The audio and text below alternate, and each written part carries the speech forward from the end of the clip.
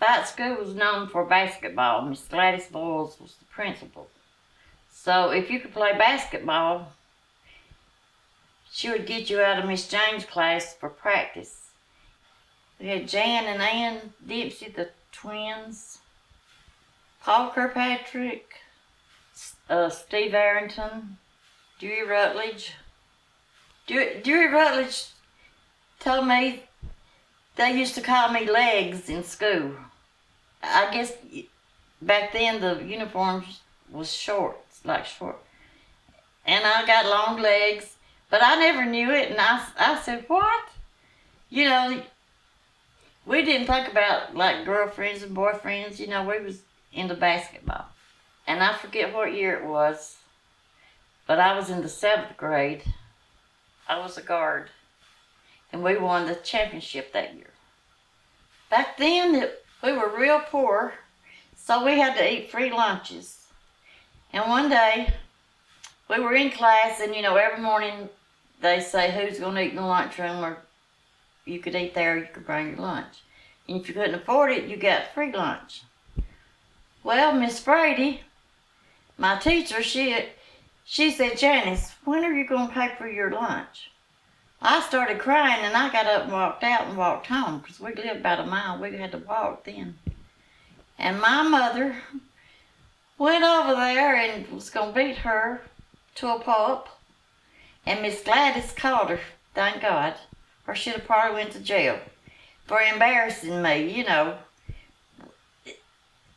She was trying to get my dad's disability started. And that's why we had no money, you know, to pay for lunches. He had worked in plants around here and in Alabama, and he couldn't hear.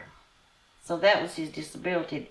Plants wouldn't hire him because they was afraid he'd get hurt. Because when you work in a plant, it's like a cotton mill, or it's real loud. But when she got his disability, we paid for our lunch. We had no electricity. We had an outhouse. And Daddy then was farming on halves with another man. Daddy had a mule. That's what he plowed the garden with. And a wagon. Everybody in town knew him because he would come to town to plow up their gardens, you know. So then if they didn't have money to pay you, they would give you liquor, you know. So he was coming down East Avenue, and there was no driver, just a mule and a wagon. He was passed out in the bed of the wagon. Well, the cop that stopped the runaway mule, it made the front page of the newspaper. Because the mule didn't stop at red lights. You know, they got runaway mule, runaway wagon. I can understand why, you know, people your age just can't imagine unless they see pictures and say, wow, that was in the 1800s. But we lived over there, I don't know, 4 years with no, you know, just no power, wood stove, the gas lamps. Kids don't know what an outhouse is, a two-holer. That's what we called them, two-holers. You didn't have toilet paper, you had to use Sears Roebuck catalog sheets to wipe your butt with. You could cut any of this out if you want. This is great. But you know, if you didn't grow up back then, it would be hard to imagine. Did it smell really bad? Oh yes, yes, yes, it smelled terrible. I forget what they put in it, some kind of powder. But I don't remember what kind. But yeah, it smelled really bad.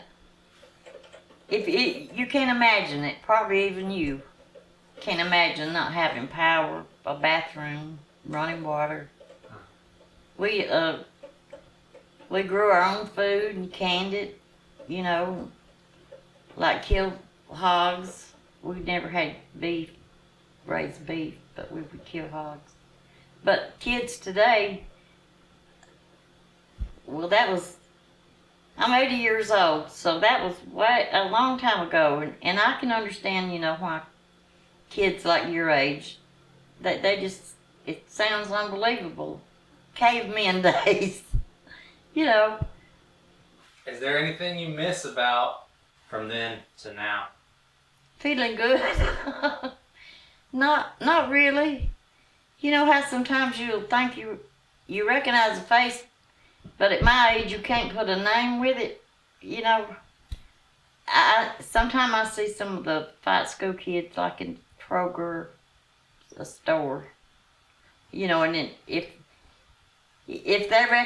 we recognize each other, we'll talk but only now if I see them like in the grocery store or whatever.